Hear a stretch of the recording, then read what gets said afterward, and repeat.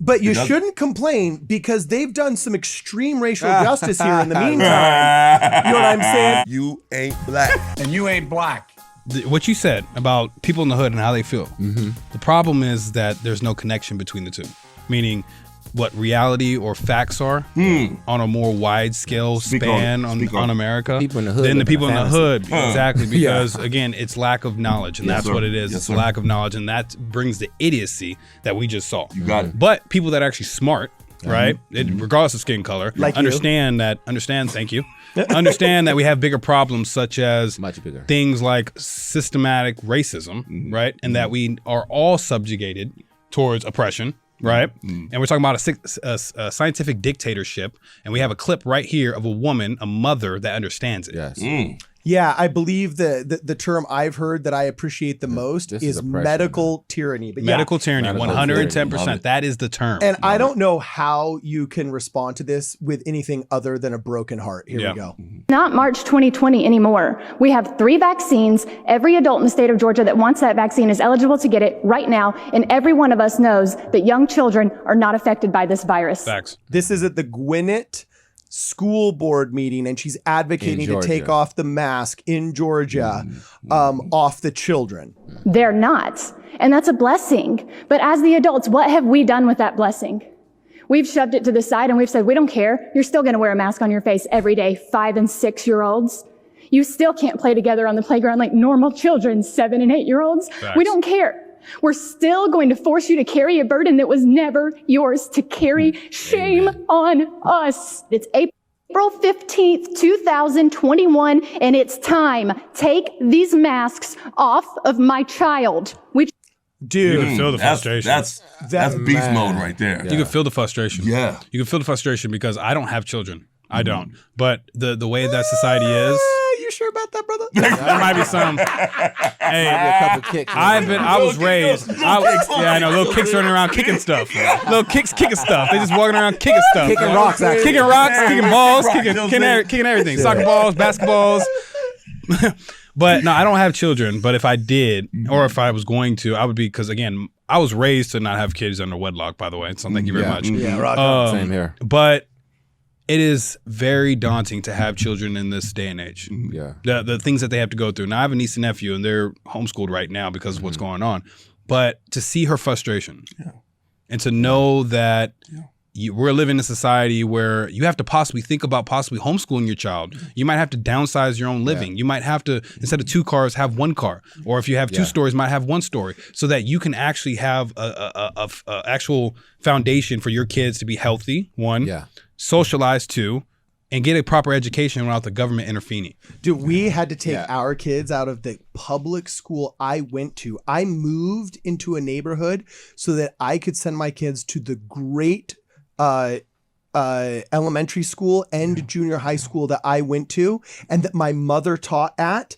And all of this critical race theory stuff has gotten so psycho. They have literally thrown around in the state legislature and at our local school district talk about having 7- and 11-year-olds write apology letters to the children of color in their classes for their racism, of a 7-year-old having to apologize for racial crimes he has not even committed. Or his father, or his grandfather. Or his father, or his, What I saw out of that is that just because I'm a black child, I'm all of a sudden automatically a victim. No, thank you, Bob. I don't need your letter. Right. You can tell Miss Jackson I'm cool. I don't need that letter.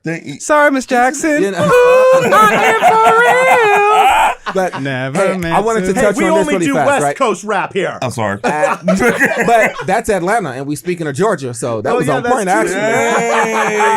That was ATL 2009. Exactly. I had to. So Georgia, though, right? Because I feel like this is important.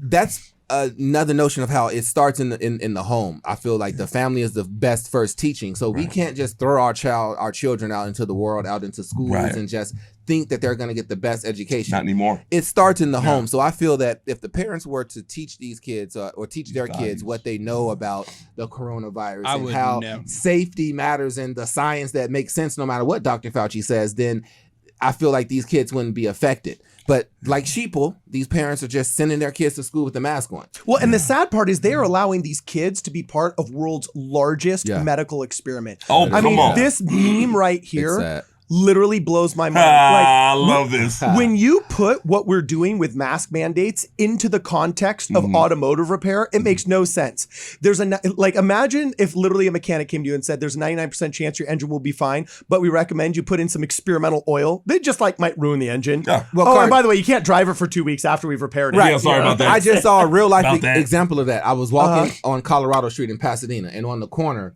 it was a four-way cross street, completely empty, and I saw a family of four, a mother, a father, and the daughter was about 6 and the son was about 3. They all had on masks completely up, and I felt bad for those kids. Yeah. I said, you're in the middle of outside walking down the block shopping, and a family of 4, it's just a family, nobody's even around you, and you have the mask fully up. Oh, Well, but you know what, Lucas?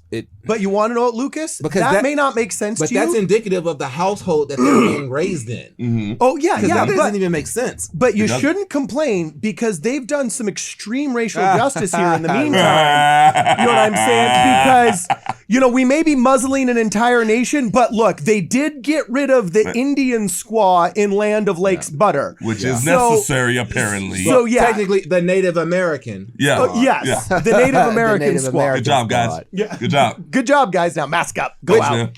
Now that we have that up, can anybody find anything offensive with that image? The fact that they say it's offensive, I'm offended because how is a beautiful face offensive? Yeah, and the sad thing I don't see is it. we always talk about the importance of not erasing somebody's identity. Yeah. And what... You have to do that. Let's That's what they're celebrate doing our today. indigenous people's history. It's getting erased daily because it's getting welfare is destroying half these reservations. yeah. You have entire populations that are no longer learning their indigenous languages. When I was a language student at BYU, I actually volunteered briefly for I can't remember the name of the project, but it was called the Indigenous Languages Project, because there's 300 indigenous languages now that are in danger of being one generation away from no longer being spoken. We're talking tribal languages that lasted thousands of years in the North American continent. They're only spoken by indigenous people, whether it's derivatives of Aztec and Mayan speech or whether it's derivatives of Native American it's Plains like that Indian speech. in Ireland as well. In Ireland, the Gaelic language, it's like an old language. It's still written on the public buses and everything, but nobody speaks it except for the older people. Young people, they still teach it in the schools, but nobody speaks it. So here we are literally saying, how dare you erase my identity? By the way, that's okay. Putting my identity on a butter stick. Right. Yeah. Well, from a marketing point of view, the butter looks boring now. No, that is true. I hope it looks I boring hope as their hell. stock goes down. Yeah. I really do. Like that doesn't pop out on the shelf to me. That's Like some I'm not boring buying butter. that. Yeah, Well, it went say- from looking like an artisanal butter from Minnesota, the land of Artisanal, lakes, that's what it looks like. that Yeah. you would buy, to now looking like the store version, like Kroger. It looks like the dollar store version. Well, they say Dollar store version. Yeah, it looks like the dollar Get store woke, version. go broke. Get woke, Like, go broke. for And this real. is what's going on a consistent basis, man. You try to get woke, you try to showcase your benevolence, you try to virtue signal to your base, and you end up going broke. You go So I broke. really hope Lando Woke Lake and go go broke. broke. You ain't black. And you ain't black.